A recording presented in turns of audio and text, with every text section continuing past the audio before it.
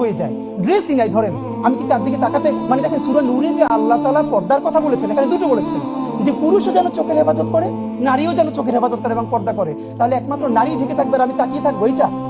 এই সমস্ত কথা যারা বলে, এবং আমরা দেখলাম পরের দিন তাকে এই করার পরে একটা গ্রুপ তার সামনে গিয়ে তার হাতে কোরআন শরীফ উপহার দিচ্ছে। আপনি পোট্রে করেন যে পুরো সোসাইটি দেখলো একটা ছেলে, একটা লোক একটা মেয়েকে টিস করেছে, ড্রেস নিয়ে খারাপ কথা বলেছে। পরের দিন তাকে ছাড়িয়ে আনার পর বীর বিক্রমে তার হাতে কোরআন তুলে দেওয়া হয়েছে, ফুলের মালা হয়েছে। এবার আপনি ভাবেন, যারা ইসলাম ভালোবাসে, মুসলমান ভালোবাসে, এমনকি আরবান সেই ক্লাসটা যারা ধর্ম পালন করে, অ্যাজ ওয়েল অ্যাজ তার কালচারেও সে ওরকম বিলং করে, তার কাছে কি মেসেজটা যাচ্ছে? এবং আপনি খেয়াল করেন, এর সাথে বাংলাদেশের মূলধারার কোনো আলেমদের সম্পর্ক নাই। আমাদের আফসোসটা কি জানেন? আজ থেকে 15-16 বছর আগেও বাংলাদেশের যত ধর্মীয় ইস্যু, এগুলো সব মূলধারার আলেমরা নিয়ন্ত্রণ করতেন। হঠাৎ করে কোনো ফেসবুক সেলিব্রিটি না।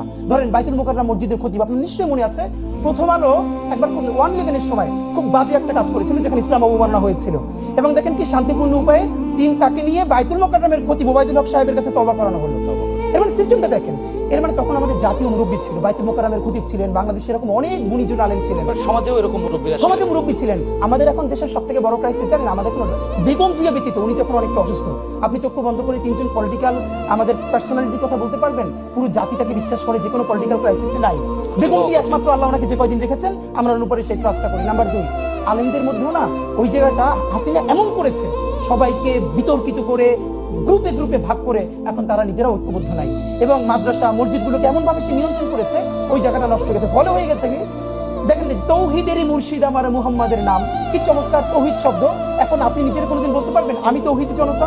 না, আপনার ভয় লাগবে, তাই না? ভাই বলতে পারবে, আমি বলতে পারবো। অথচ যারা ছিলেন তৌহিদবাদী, যে ইসলাম সব থেকে বেশি ইনসাফের কথা বলে, এখন সেই শব্দটাকে একটা গ্রুপ পলিটিক্যালি ক্যাশ করে সব থেকে উপরে কথা বলছে। আপনার মনে আছে নিশ্চয়ই যে গণ অভ্যুত্থানের পরে পরে ঢাকা বিশ্ববিদ্যালয়ের শিক্ষার্থীকে, ওখানকার একজন 3য় শ্রেণী কর্মচারী একটা বাজে মন্তব্য করেছিল, এক নারী শিক্ষার্থীকে। তারপরে তাকে গ্রেফতার করা হলো।